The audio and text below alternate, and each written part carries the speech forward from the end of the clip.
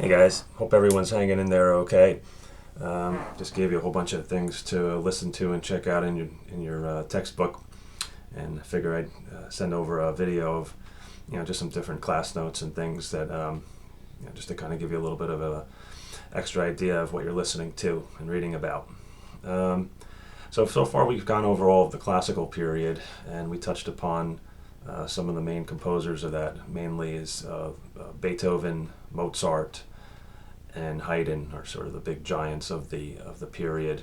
Just a little bit of background on your composers. Beethoven was a German composer from practiced mostly towards the later part of the classical period, and is really considered highly influential to composers of the Romantic period, which we'll be covering into too. Um, Had a lot of flexibility in his styles, and he did masterworks in pretty much everything that he's was writing. What type of compositions he was writing. We'll back to him in a minute. Just some overall general points about the classical period as a whole. Um, we consider the classical period to be like the age of enlightenment, and had the art had like a Rococo, or what we call a neoclassical style. So they had brought back styles that were common in ancient Greek architecture and things like that. If you've ever been to Washington D.C. and you've gone to the White House or Madison Mansion or any of these places, you see of course the big white pillars and all. So this is also of the time when this stuff was being built in the 1700s. So the music also had sort of a very similar sort of style to influence from that style as well. A lot of variety, a lot very tuneful music. The classical composers favored homophonic textures, meaning melody being supported by harmony. Um, like I said, the one thing I always think about is very very tuneful. The songs that we heard, like the Beethoven's bum bum bum bum, and the different Mozart things are sort of very, whereas the Baroque period didn't seem as sort of melodic in general than what the classical composers were doing. Another thing that you'll notice too, as you've seen in the Beethoven's Piano Concerto Number 5 from one of your listenings, the Emperor Concerto, is that the birth of the piano during this period.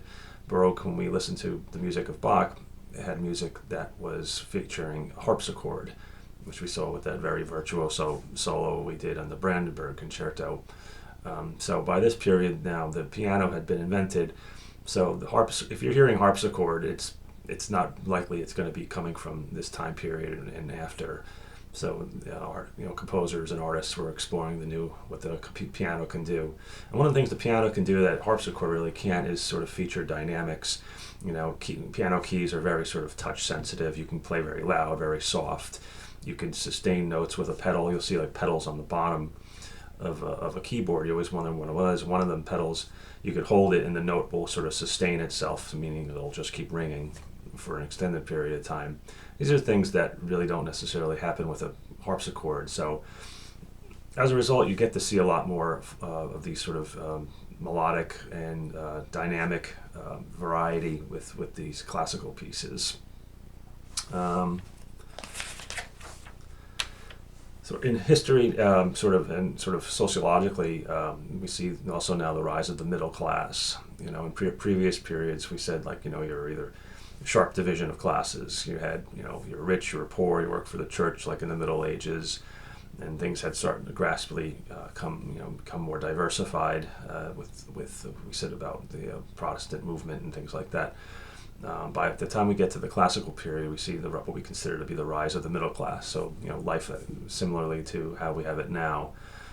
So as a result, many more people were now freelance musicians. Like all the musicians that we all enjoy today are considered freelance. They work for themselves. They don't just work for a church or something like that.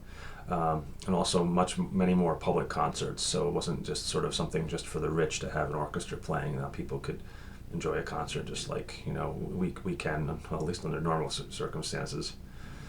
Vienna becomes sort of the epicenter, the musical cultural center of Europe, and where these guys like Haydn and Mozart were very active there, and Beethoven as well. So Certain things we covered a lot of the different types of the different forms in the previous video. Again, a few things about the composers. So Joseph Haydn, who was a Viennese composer, had spent a lot of time working for we call this patroonships. So he would work under some kind of duke or king or something like that, and had a sort of a private composer. Again, it's in these people, if they had certain social functions, they would hire these musicians for him. Sort of similar, like if you were to hire a band for a wedding or something. But these were people like sort of on staff, so they were always working for them, and also composing for them. And one of the great quotes I like from Haydn was it forced him to be creative. Is by we need new music, so he was constantly having to be creative. Some things about Mozart. The notes are all messed up in here. Mozart, many people may know, was a child prodigy, and by an early age he was able to sight read, sight reading is something whereas someone gives you some sheet music and you're able to play it competently from the first look. Musicians take pride in that because it's like, okay, whatever you put in front of me I can play. So at a very young age he was very competent in that, and also being a pianist and a violinist and also a composer. He had started writing symphonies and other works at a very early age.